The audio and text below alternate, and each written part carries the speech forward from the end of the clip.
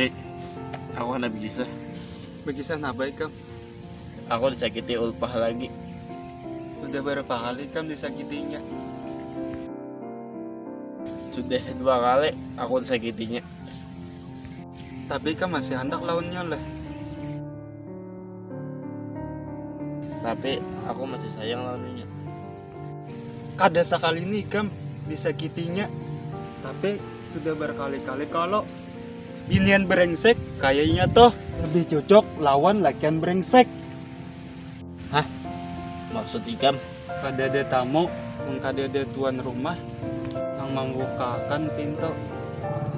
Paham lah kau ikam. Biar aku yang pergi, biar aku yang tersakiti, biar aku yang berhenti mengharapkanmu. Oh Tuhan, kuatkan aku menerima semua ini.